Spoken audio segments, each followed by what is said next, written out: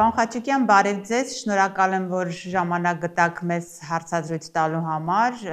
եւ սկզբում ուզում եմ անդրադառնանք երեկվա հնչած հայտարարությանը, ըստ այդմ Հայաստանը արդեն նավթ է գնելու Ադրբեջանից, միջ այդ մենք հիշում ենք Ցորենի պատմությունը, հիմա ստացվում է, որ իշխանությունները ինչպես միշտ հայտարարել էին վերջի շրջանում մենք կարող ենք արդեն ազատ առևտուր անել Ադրբեջանի հետ, իրենք մեզ հետ կարող են առևտուր անել, ինչ է ստացվում, խաղաղությունը եկել է եւ հիմա սկսվել է տնտեսական, այսպես համագործակցության շրջան։ Նա շատ հետևականորեն կատարում է իր ծրագիրը մեզ ենթարկել Ադրբեջանին եւ Թուրքիային, այնպես անել, որ մենք անգամ ասենք եթե նա չընտրվի, չկեղծի մինչև վերջ ընտրությունները, հաջորդ տարի դժվարությամբ կարողանանք դուրս գանք այս վիճակից։ Մենք դառնանք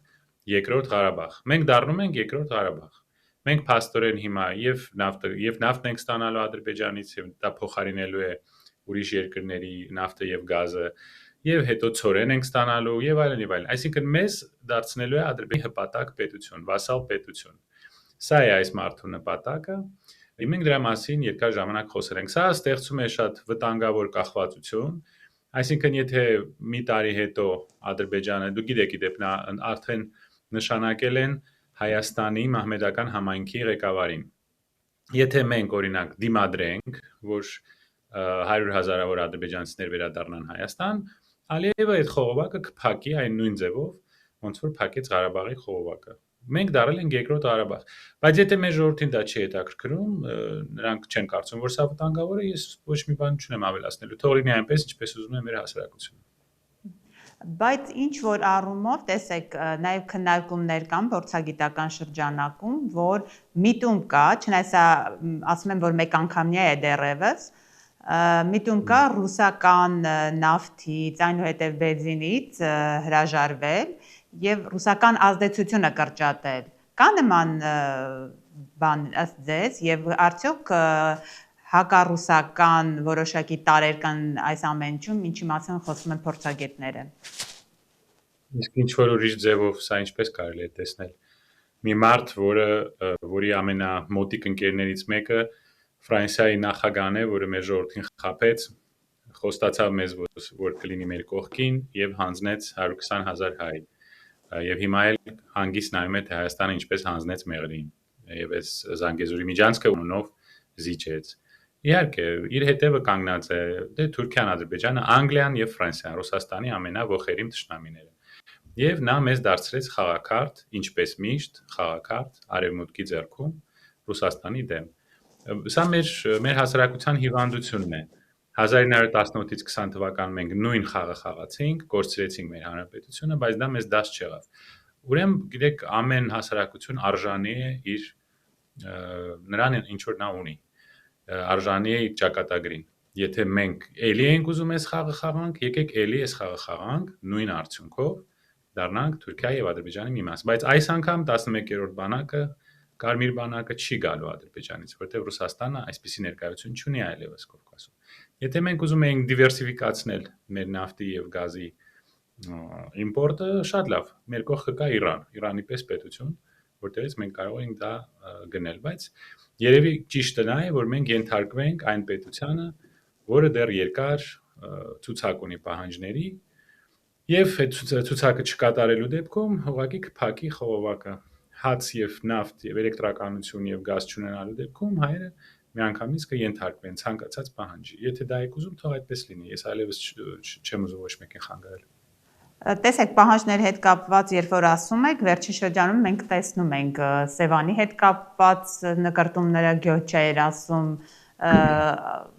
Ադրբեջանի ղեկավարը, այնուհետև վերջերս նաև ադրբեջանցիների վերադարձի մասին է ակտիվ խոսում, բայց Հայաստանի իշխանությունը ասում է, որ դրանք ներքին օգտագործման համար են Ադրբեջանի հասարակությանը, այսպես ոգևորելու համար է։ Արդյոք այս պահանջները միայն ներքին հասարակության համար են եւ ինչու է իշխանությունը, Հայաստանի իշխանությունը ձգտում ամեն կերպ Ալիևին արդարացնել հենց այս տեսանկյունից։ Այսինքն արդյոք դրանք այն վտանգները չեն ներկայացնում, որքան իրականում շատ ընդդիմախոսներ ներկայացնում են։ Նայեք փաստերին, վերջի 7 տարվա ընթացքում Ադրբեջանի ղեկավարը ինչ ասեց, նա ստացավ։ Նա ասեց ես Ղարաբաղը կվերցնեմ, վերցրեց, նա ասեց ես Մեղրի միջանցքը, Զանգեզուրի միջանցքը կվերցնեմ, վերցրեց, մինչև հիմա բոլորը սա կոչում են Թուրքիայում, Ադրբեջանում, արտասահմանում սա կոչվում է Զանգեզուրի միջանցք, այդ TRIP անունը ուղղակի տվել են մեր ղեկավարությանը, որ նա կարողանա մեզ շարունակաբար խաբի։ Մեղրին ասեց կստանամ, ստացավ, Կիրանցը ասեց կստանամ, ստացավ, անկլավները ասեց կստանամ, էտեր ստացավ եւ ասեց, նա ասեց, այդպես է շարունակվելու է, իր բառերը հիշեք։ Այդ մարդը լուրջ մարդ է, այո, մեր որոշ իմաստով թշնամի պետության ղեկավար է կամ անցյալում թշնամի պետության ղեկավար է, բայց նա լուրջ մարդ, նա ինչ որ բան ասում է, այդպես էլ լինում է։ Եվ երբ հավուշում մենք հանձնում ենք մեր անկլավները, նա ասեց Հայաստանը շալու է կատարել իմ պահանջները եւ այդպես էլ լինում է։ Նա իզուր տեղը չի խոսում։ Նա որ ասում է Սևանը պատմականորեն մեր լիճն էր եւ որ նա ասում է 300,000 ադրբեջանցի պետք է վերադառնան Հայաստան, նա իզուր տեղը դա չի ասում։ Բայց այն մարդիկ, ովքեր ապրում են Սյունիքում, Վարդենիսում, Մարտունիում, Քյավառում եւ այդ բոլոր շրջաններում Սևանի շուրջ, եթե նրանք չեն անհանգստանում, ես այլևս որևէ ասելու բան չունեմ, եթե դուք ուզում եք ընդունեք, որ հարևան երկրի ղեկավարը բաց ասում է, որ դուք իրենց պատմական տարածքում եք ապրում։ Եթե ձեզ Ղարաբաղը դաս չեղավ, այդ 120,000-ի գաղթական դառնալը ձեզ դաս չեղավ եւ դուք կարծում եք, որ մեր այս ռեժիմի անընդհատ փոխվող այդ բարերը ձեզ ինչ որ բանից կպաշտպանեն, շարունակեք այդպես կարծել։ Ես չեմ կարող, գիտեք, ամեն առավոտ զարթնել եւ էլի ջղայնանալ, ինչ որ բան բացատրել։ Դուք կարծում եք, որ նորմալ է, որ Ադրբեջանի եւ նշանակում է նաեւ Թուրքիայի համար Սևանը դա մեր տարածքը չէ եւ 100,000 ադրբեջանցիներ պետք է հետ գան։ Սա պաշտոնական ծրագիր է։ Նրանք Եվրոպայում, ոչ թե Ադրբեջանում, այլ Եվրոպայում ունեն տարբեր կոնֆերանսներ են հավաքում, բան են exposition, չգիտեմ հայերեն չեմ կարող նշել, տարբեր ցուցահանդեսներ են կազմակերպում Եվրոպայում, ոչ թե Ադրբեջանում, այլ Եվրոպայում։ Դա ներքին լսարան չի։ Հայաստանի ադրբեջանցիների կազմակերպության ղեկավարը դա Ալիևի քաղաքական կուսակցության անդամ է, Միլի Մեջլիսի պարլամենտի անդամ, այսինքն սա շատ պաշտոնական ծրագիր է։ Եթե մենք ուզում ենք շարունակել մեզ խաբել, խնդրեմ, արեք այնպես ինչպես ձեզ հարմար է։ Մեծ հաշվով հիմա այդ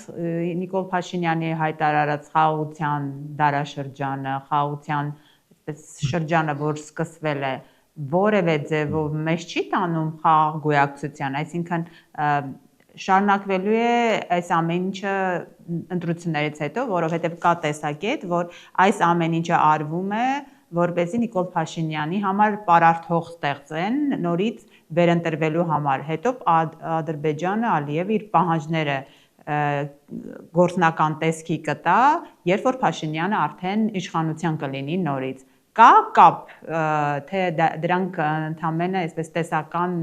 հայտարարություններ են եւ իրականում Ադրբեջանը միջև ընտրություններն էլ կարող է ինչ-որ բան կորզել Հայաստանից։ Դե ես հենց դա եմ ասել շատ երկար ժամանակ, առնվազն մի տարի կամ 9 ամիս, ես նույն բանը ասում եմ անընդհատ։ Նրանք ինչ-որ պայմանավորվածություն կունենան, որ մինչև ընտրությունները այդքան էլ մեծ ճնշում չգործածվի Հայաստանի վրա, հենց որ այս մարդը ընտրվի նորից, կեղծելով, ծեծելով, փակելով, բանտարկելով եւ այդ բոլոր կեղծիքներով, որ նա կատարում է, Եվրոպայից փող ստանալով, Եվրոթատրոն կազմակերպելով, նա երևի կարող է վերընտրվել ցավոք սրտի եւ դրանից հետո Ադրբեջանը կթերթի հաջորդ էջը եւ կասի դե հիմա պետք է կատարեք այս հետեւյալ բաները։ Ադրբեջանցիները պետք է վերադառնան Հայաստան։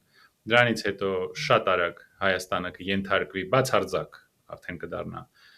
երկրորդ Ղարաբաղ, մենք դառնալու ենք երկրորդ Ղարաբաղ։ Շատ լավ հասկացեք, թե սա ինչ ուր է գնում, բայց եթե դա ձեզ չի խանգարում, հանգիստ գնացեք եւ արեք այն, ինչ դուք ուզում եք։ Եթե մեր հասարակությանը սա չի խանգարում, եթե նրանք կարծում են, որ միայն ասֆալտի համար եւ ինչ որ շենքեր կառուցելու համար եւ փող ստանալու համար արժի հանձնել Հայաստանի Հանրապետությունը հանձնել միայն թե փող լինի, բեզվիզ լինի եւ ասֆալտ լինի, ուրեմն մենք արժանի ենք մեր ճակատագրին։ Թող լինի այնպես, ինչպես մեր ժողովուրդը ուզում է։ Հիմա ընտրությունների եւ վերարտադրվելուն եւ այս ֆոնին նաեւ իշխանության, եկեղեցու հանդեպ քաղաքականության այս գործընթացներին անդրադառնանք։ Նիկոլ Փաշինյանը արդեն դավանաբանության մասի դասեր է տալիս, իր քայլերը վերջի օրերին, որ մատնանշում է, տպավորություն է, որ արդեն հասել է կաթողիկոսի հրաժարականին եւ հիմա եկեղեցում իր ասած բարենորոգումների ծրագիրն է, ճանապարհային քարտեզն է ներկայացնում։ Ի վերջո ձեր կարծիքով այս քայլերը ամեն շաբաթ ինչ-որ միտեղ պատարակի գնալը, կաթողիկոսի անունը զեղչելը, այսպես շրջիկ քահանաների խումբ ստեղծելը, այս ամեն ինչը կհաջողվի իրականացնել այնպես, որ հասնել կաթողիկոսի հրաժարականին կամ հեռացմանը։ Պարզ է, որ նա մի ամբողջ ծրագիր ունի ենթարկել, կազմալուծել մեր եկեղեցին, որպեսզի այլևս որևէ դիմադրություն չլինի եկեղեցու կողմից, երբ որ մենք կորցնենք Հայաստանը, որևէ մեկը չկարողանա դիմադրել դրան։ Պարզ է, որ սա Ալիևի պատվերն է, պարզ է, որ սա սկսվեց նրանից հետո, երբ որ կաթողիկոսը ասաց, որ ղարաբաղցիները պետք է իրավունք ունենան վերադառնալ իրենց հայրենիք։ Պարզ է, որ սա ուղղակի խեղ կատակություն է, սա կարիկատուրա է, ինչ որ ծաղրանկար է։ Սա պետությանը նման չի։ Վերջի անգամ, երբ պետությունը այսպիսի ձևով կամ ինչ որ երկրի ղեկավար փորձել է այսպիսի ձևով միջամտել եկեղեցու գործերին, դա եղել էր միջնադարում։ Վերջի անգամ այս մասշտաբով երևի, ասենք, Անգլիայում 16-րդ դարի սկզբին, մոտ 400 տարի առաջ, եթե ոչ շատ, 450 առնվազն տարի առաջ։ Այսպիսի բան եղել է միջնադարում, որ երկրի ղեկավարը իրեն հռչակի եկեղեցու ղեկավար կամ փորձի ինչ-որ բան փոխել, մենք դարել ենք ծաղրանքի առարկա, ցավոք սրտի, ամբողջ աշխարհում ցիվիլ երկրներում պետությունը որևէ իրավունք չունի միջամտի եկեղեցու գործերին, այսպիսի հարցեր պետք է լուծվեն եկեղեցու ներսում, եւ եկեղեցին շանտաժի ենթարկելը դա մեթոդ չէ, բայց էլի եմ ասում, եթե մեր հասարակությունը սա էլ է ուզում հանդուրժել, ես ինչ կարող եմ անել։ Եթե մեր ընդդիմությունը շարունակում է այսպիսի անզոր, անտաղանդ մնալ, որևէ բան չի կարողանում անել, մեծ հարցեր կան, այս ընդդիմությունը ընդհանրապես ընդդիմություն է թե չէ, նրանք ուզում են ընդհանրապես ինչ-որ բան փոխել, թե ուղղակի ուզում են, ինչպես ասում եմ, շատ լավ գործընկեր է, ուղղակի հերոսական ելույթներ ունենալ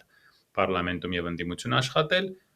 եթե մեր գյուղի Նապոլեոնները չեն ուզում հեռանալ, որպեսզի ուրիշ մարդիկ գան, ուզում են 5-րդ, 6-րդ, 7-րդ անգամ տապալել մեր ընդդիմության շարժումը, ես ինչ կարող եմ անել, ես ինչ կարող եմ ասել։ Ես ուղղակի շատ ափսոսում եմ եւ շատ ամաչում եմ, որ մենք ունեինք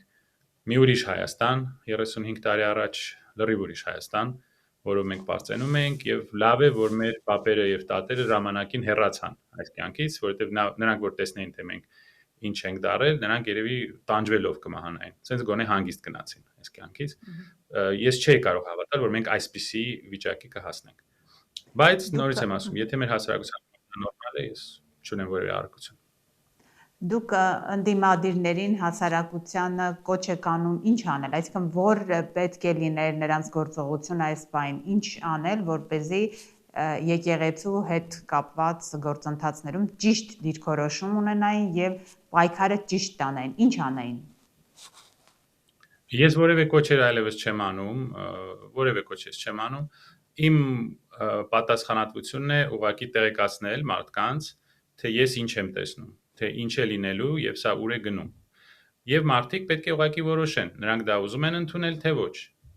Իմ համար շատ հստակ է, որ մենք գնում ենք Հայաստանի կորուստի ճանապարհով։ Մենք գնում ենք դեպի Հայաստանի պետականության կորուստ։ Մենք արդեն անկախ պետություն չենք։ Մենք սուվերենությունը մեր զիջել ենք արդեն Ադրբեջանին։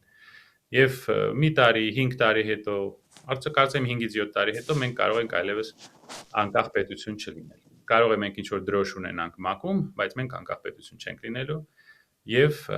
Հայաստանում process-ներ են գնալու, որոնք անդառնալի են լինելու, այսինքն բնակչությունը փոխվելու է, ադրբեջանցիները գալու են ապրել Հայաստանում, մենք կախվածության մեջ ենք լինելու մեր հարևաններից, իսկ նրանք չեն մոռացել այն փաստը, որ 150 տարի հայերը իրենց համար գլխացավանք էին։ Եվ նրանք այս հնարավորությունը բաց չեն թողնի։ այնպես անել, որ հայերը այլևս պետություն չունենան։ Նայեք, մեր շրջանում մենք ունենք քուրդ ժողովուրդը 30 միլիոն մարդ, որոնք չեն կարողանում արդեն տասնյակ տարիներ պայքարում են եւ իրենց թույլ չի տրվում պետություն ունենալ։ Եվ մենք պետք է մտածենք, մեր բախտը երկու անգամ բերեց, որ մենք Ռուսաստանից նվեր ստացանք, այս պետությունը ստացանք, բայց բարձում է արդեն երկրորդ անգամ չեն կարողանում պահել։ Ես որևէ կոչեր չեմ անում, թող մարդիկ մտածեն, եթե ուզում են սա, թող ընդունեն, եթե չեն ուզում, թող չընդունեն։ Իսկ ընդդիմությունը ուղղակի, գիտեք, ես այլևս չգիտեմ էլ ինչ ասեմ։ Գիտեք, եթե մարդու մոտ ինչ որ բան չի ստացվում, անգամ Նապոլեոնը, ես թխված կնկատի չունեմ, Ֆրանսիայի կայսրը, անգամ Նապոլեոնը մի հատ Վատերլո ունեցավ։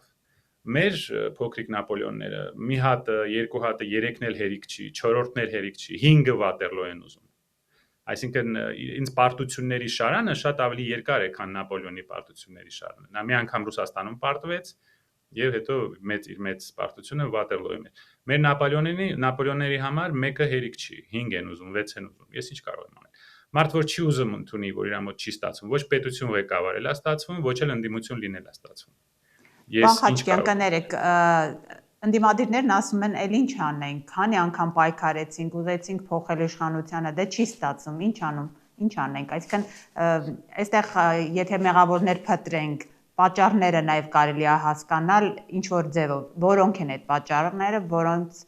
պատճառով ընդդիմությանը չի հաջողվում ամեն դեպքում իշխանափոխության հասնել։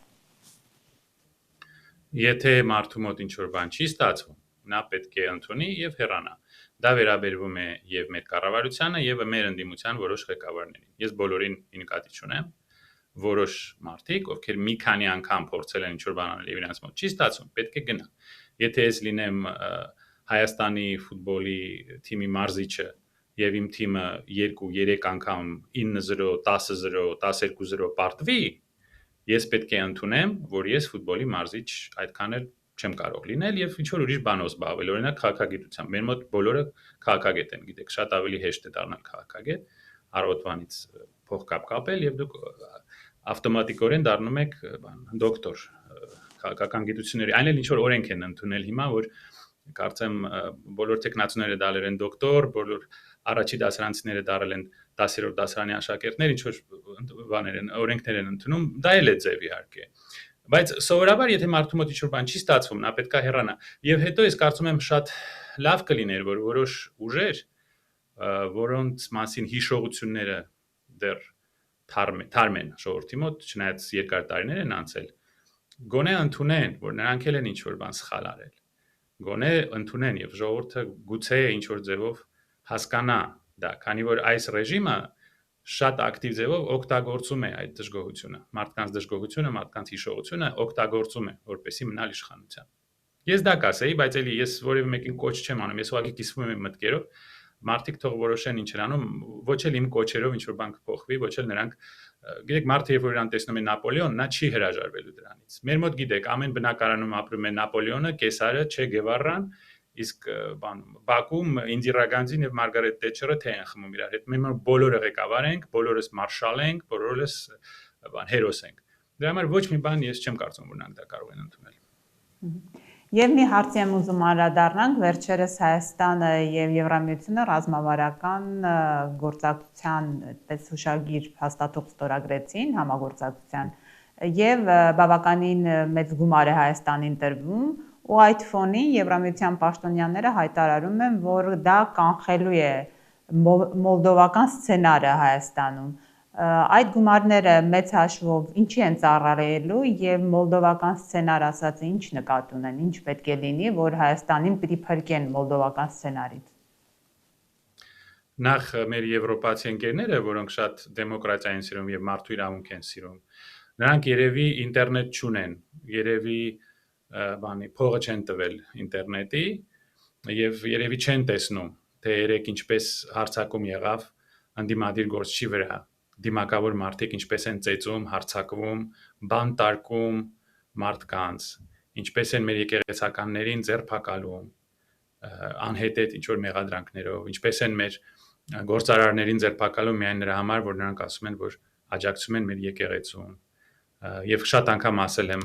ոչ Ֆրանսիայում, ոչ Անգլիայում, ոչ Միացյալ Նահանգներում անհնար է պատկերացնել, ոչ էլ դուք կինոյում կտեսնեք, որ ասենք փաստաբանին գցեն գետնին դատարանի դեմ կամ լրագրողներին ձերբակալեն միայն նրա համար, որ նրանք պատասխանում են մի մարդու, որ իրենց վիրավորել է։ Այսինքն մեր Եվրոպան պետք է որոշի նա քանի դեմք է ուզում ունենալ 5, 10, 15 թող որոշեն այդ դիմակները երբ են հագնում եւ երբ չեն հագնում դեմոկրատիայի մասին խոսելուց։